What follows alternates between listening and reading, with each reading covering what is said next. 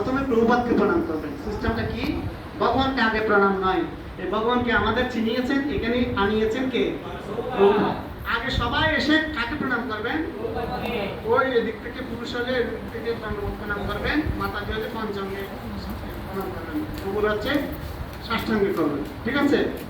এটা প্রভুপাদকে প্রণাম করার পরে তারপরে কৃষ্ণকে প্রণাম করবেন, জগন্নাথকে প্রণাম করবেন বা গৌরনীতে রাধা গোবিন্দকে প্রণাম করবেন।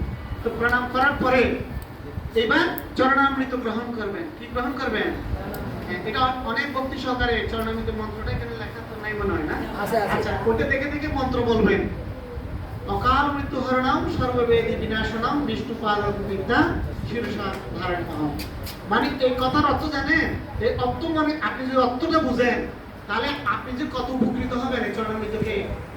অকাল মৃত্যু হরণম, আমাদের যদি এরকম অকাল মৃত্যু থাকে আমাদের অদৃষ্টে, ওই মৃত্যুকে কেটে দেবে। অকাল মৃত্যু আর চরণামৃত খেলে শুধু সর্ববেদী বিনাশন, অনেক ধরনের রোগ শোক, মানসিক রোগ, শারীরিক থাকে, সমস্ত রোগের বিনাশ হবে যদি আমরা চরণামৃত খাই।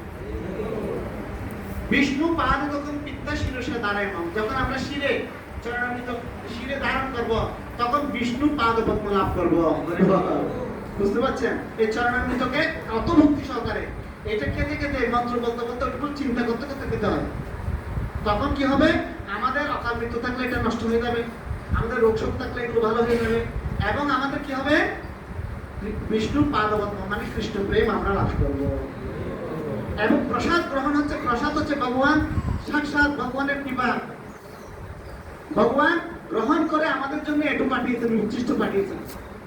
কৃষ্ণের উচ্ছিষ্ট হয় মহাপ্রসাদ নাম, ভক্ত অবশেষ কইলে হয় মহামহান প্রসাদার্থ। কৃষ্ণকে এটা আমাদের গুরুবর্গরা খেয়েছেন, এবার আমাদের জন্য পাঠিয়েছেন। তাহলে এটা প্রসাদ হয়নি, শুধু মহা মহা প্রসাদ হয়েছে। জয় মহাপ্রসাদ কি, বৈষ্ণব সেবা অনুষ্ঠান কি, বৈষ্ণব সেবা প্রদানকারী গৌর ভক্তবৃন্দ কি, বৈষ্ণব সেবায় অংশগ্রহণকারী প্রসাদ ভোজনকারী গৌর ভক্তবৃন্দ কি, বৈষ্ণব সেবায় সেবা প্রদানকারী গৌর ভক্তবৃন্দ কি, এটাই গৌর প্রেমানন্দ।